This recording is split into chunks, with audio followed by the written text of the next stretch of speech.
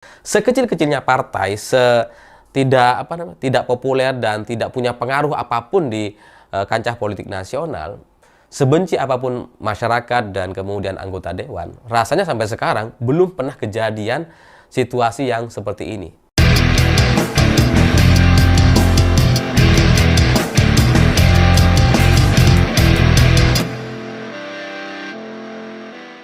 Selamat malam semuanya. Hari ini ada satu kejadian yang cukup mengejutkan di ruang sidang MPR atau dalam rangka pelantikan Prabowo dan Gibran. Karena ketika kamera di ruang sidang MPR itu kemudian diarahkan kepada para tamu undangan, itu anggota dewan dan para tamu undangan yang hadir di sidang MPR ini, banyak dari mereka kemudian melakukan tepuk tangan gitu. Jadi ketika diarahkan kepada Pak SBY, kepada Anies Baswedan, kepada Pak Tri Sutrisno, kepada Puan Maharani dan Pak Budiono, itu mendapatkan tepuk tangan yang cukup meriah gitu ya. Apalagi ketika diarahkan kepada Ibu Titi, wah rame gitu. Nggak tahu rame karena apa gitu ya, itu silahkan diterjemahkan sendiri. Tapi ketika kemudian mengarah kepada Pak Kapolri, itu nggak terlalu rame gitu ya. Ya ada tepuk tangan tapi ya biasa gitu ya.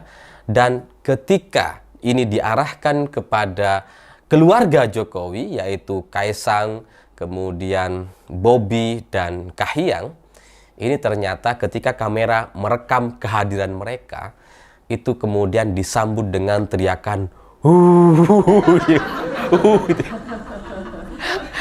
ya. Supaya lebih jelas, silahkan simak dulu video berikut ini.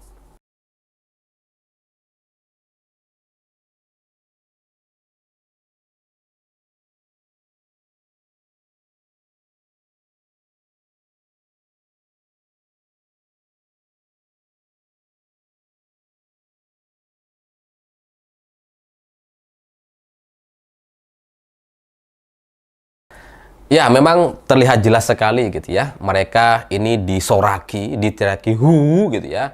Meskipun belakangan ada juga yang tepuk tangan, tapi orang-orang yang teriak hu itu malah lebih kencang. Jadi meskipun sudah nggak diarahkan kepada Kaisang, Bobi dan Kahiyang, sudah diarahkan kepada ruangan yang lebih luas gitu ya. Tapi suara-suara hu itu masih terus terdengar.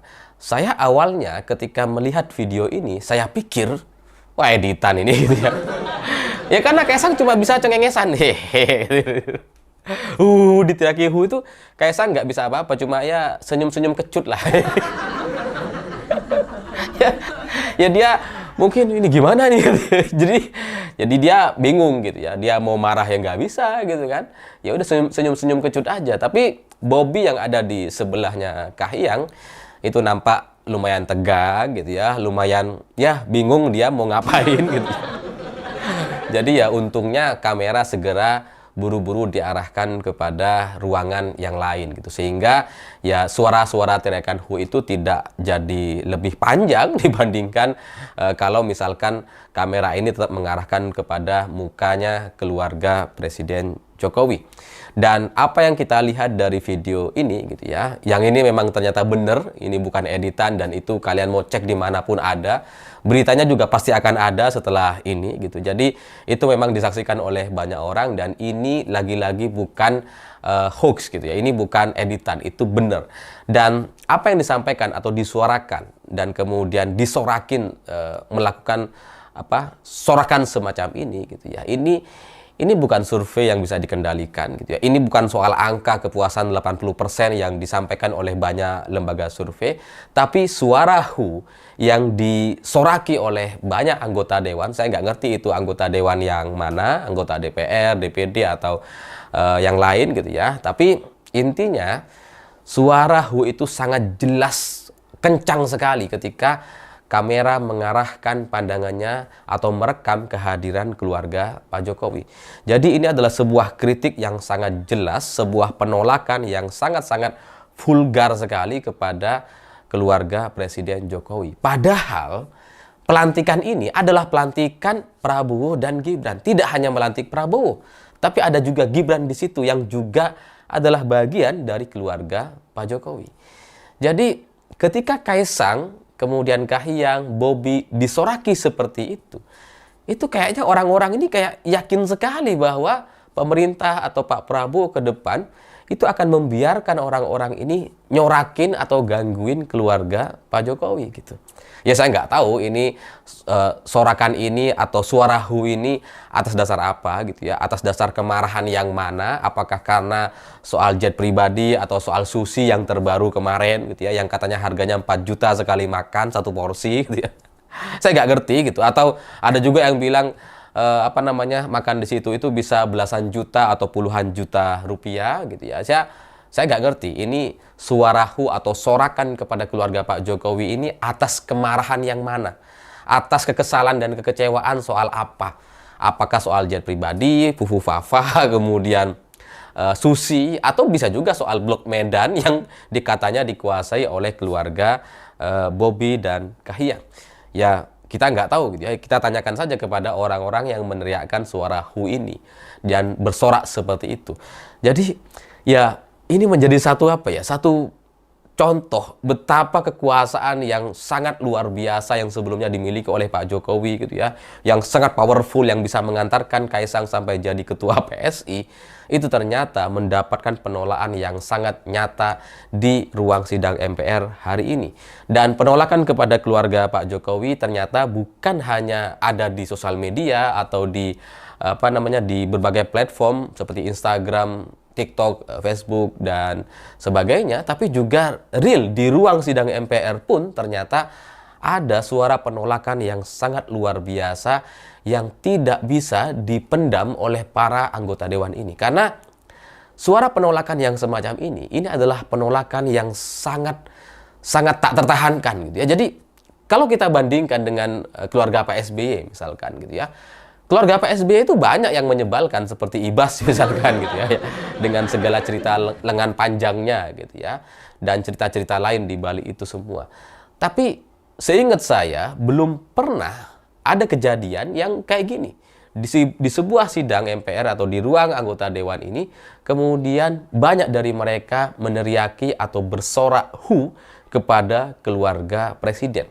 Apalagi ini presiden yang masih berkuasa, ya meskipun sekarang udah enggak, dan ke depan kan masih akan dilanjutkan oleh Gibran sebagai anggota keluarga Presiden Jokowi.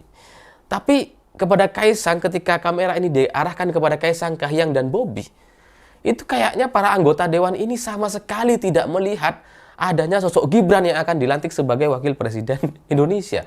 Jadi mereka nampaknya tidak bisa menghormati lagi keluarga Presiden Jokowi. Sehingga apa yang kita lihat hari ini dari sebuah video yang sangat-sangat pendek ini bisa berarti sebuah gambaran politik nasional sampai 5 tahun yang akan datang. Karena ketika para elit yang menyoraki keluarga Pak Jokowi, yaitu Kaisang, Kahiyang, dan Bobi, mungkin juga Gibran nanti ketika dia berada di satu kejadian, di suatu tempat juga akan disoraki gitu ya. Ini menunjukkan bahwa ya efek dari kesombongan, arogansi dari keluarga Presiden Jokowi itu memang sudah sangat-sangat luar biasa, membuat para anggota dewan berani untuk mengekspresikan kemarahan dan kekecewaannya. Karena kalau kemarahan dan kekecewaan mereka itu tidak terlalu tinggi gitu ya sekedar jengkel aja gitu, maka ya mungkin mereka akan diem aja gitu ya. Yang sebel ya mungkin diem, yang mau tepuk tangan silahkan tepuk tangan gitu. Yang sebel akan diem. Tapi ini enggak, ini disorakin seperti itu. Jadi kekuasaan Presiden Jokowi yang sebelumnya sangat tak terbatas, yang kayaknya begitu powerful, hari ini bisa terlihat bahwa semua kekuatan dan kemampuan Presiden Jokowi itu benar-benar sudah tidak dihargai, setidaknya di ruang sidang MPR hari ini. Dan situasi semacam ini itu akan membuat posisi Prabowo Subianto itu jadi semakin berat kalau masih mengakomodir orang-orangnya Pak Jokowi. Ya termasuk Gibran gitu ya. Ya tapi kalau soal Gibran ini kan sudah jadi cawapres terpilih gitu ya. Jadi ya mungkin mau nggak mau dia akan dipertahankan gitu ya, atau dibuat seperti Kiai Ma'ruf Amin gitu ya, yang tidak terlalu mendapatkan pekerjaan atau tidak terlalu mendapatkan tugas-tugas dari presiden gitu, sehingga ada wapres tapi kelihatannya nggak ada. Ya meskipun tanggal 24 atau beberapa hari lagi masih akan ada putusan PT UN gitu ya terkait status Gibran sebagai cawapres ini seperti apa. Ya kita lihat saja nanti. Tapi ya bagi Pak Prabowo gitu ya, Gibran ini ya sudah gitu ya.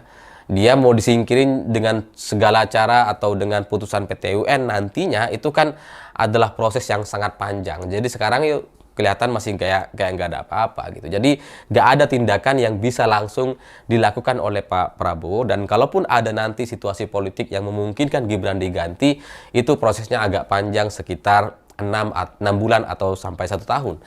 Tapi respon kepada Kaisang sebagai ketua umum PSI gitu ya, ini nampaknya harus ada gitu, karena kalau enggak ini akan menjadi beban bagi kabinet Prabowo selanjutnya.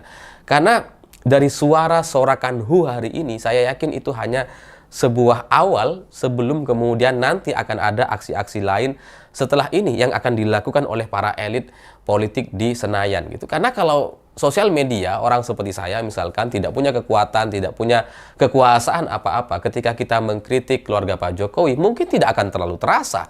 Bagi Prabowo Subianto itu nggak ada masalah gitu. Tapi kalau anggota-anggota dewan sudah bersorak seperti ini kepada keluarga Pak Jokowi, seharusnya Prabowo Subianto tidak melibatkan lagi atau tidak kemudian disibukkan oleh keluarga Pak Jokowi ke depan. Karena keluarga Pak Jokowi seperti Kaisang, Bobi, dan Gibran mungkin hanya akan menjadi beban di pemerintahan Prabowo selanjutnya. Mereka-mereka ini adalah tokoh-tokoh, ya, anggota dewan ini kan punya kekuatan gitu ya. Dia punya kekuasaan ya meskipun terbatas, tapi ya setidaknya mereka bisa melakukan aksi-aksi politik ke depan dengan segala manuvernya, dan mereka adalah suara-suara yang tidak terbeli oleh BLT, tidak terbeli dan tidak terkendalikan oleh kebijakan-kebijakan politis seperti yang bisa didapatkan oleh masyarakat menengah bawah, yang bisa dikendalikan, yang bisa diarahkan dan sebagainya. Anggota-anggota dewan yang ada di ruang DPR dan MPR hari ini, itu mereka adalah orang-orang yang sangat mandiri dalam menyampaikan aspirasinya. Sehingga ini nampaknya harus benar-benar diperhatikan oleh Pak Prabowo Subianto agar ke depan tidak ada beban di kabinet Pak Prabowo gitu. Karena Kaisang ini kan bagaimanapun dia adalah ketua PSI, ketua partai gitu. Dan kemudian melihat banyak anggota dewan menyoraki Kaisang dan kemudian diteriaki HU seperti ini, itu kan sangat memalukan sekali gitu. Sekecil-kecilnya partai seperti misalkan Anies Mata gitu ya, yang sama-sama nggak lolos ke Senayan, atau Partai Garuda yang kemarin katanya melakukan penganiayaan kepada istri sirinya gitu ya. Sekecil-kecilnya partai, tidak populer dan tidak punya pengaruh apapun di kancah politik nasional, sebenci apapun masyarakat dan kemudian anggota dewan, rasanya sampai sekarang belum pernah kejadian situasi yang seperti ini. Ketika ada ketua partai kemudian disoraki HU oleh anggota dewan di Senayan. Ini sangat memalukan, sehingga ke depan perlu ada langkah-langkah strategis yang bisa dilakukan oleh Pak Prabowo dan termasuk PSI. PSI sebagai sebuah partai nampaknya ini akan menjadi satu beban politik yang sangat luar biasa berat yang mungkin tidak akan bisa ditanggung oleh kader-kader PSI yang lain gitu. Karena kalau ketua umumnya masih Kaisang gitu ya, wah, nggak tahu deh gimana gitu kan. Karena Kaisang nggak dihargai sama elit atau anggota dewan yang ada di Senayan. Sama banyak orang, bukan hanya 1-2 gitu. Itulah yang kemudian membuat suara HU itu sampai terdengar sangat jelas sekali di kamera dan media gitu. Jadi ya silahkan PSI berembuk gitu ya. Kayaknya setelah Presiden Jokowi selesai, maka kepemimpinan Kaisang di PSI seharusnya juga sudah selesai. Karena kalau mau dipertahankan, ini akan membebani mereka. Dan bagi Pak Prabowo Subianto juga kurang lebih sama. Kalau masih akan mengakomodir Kaisang atau keluarga Pak Jokowi dengan suara penolakan yang seperti sekarang, ya itu akan memberatkan. Secara politik itu tidak menguntungkan, dan bagi Pak Prabowo Subianto nggak ada gunanya untuk kemudian melindungi atau memberi tempat kepada keluarga Pak Jokowi di masa yang akan datang. Karena kalau hanya memberatkan, ngapain gitu, nggak usah gitu.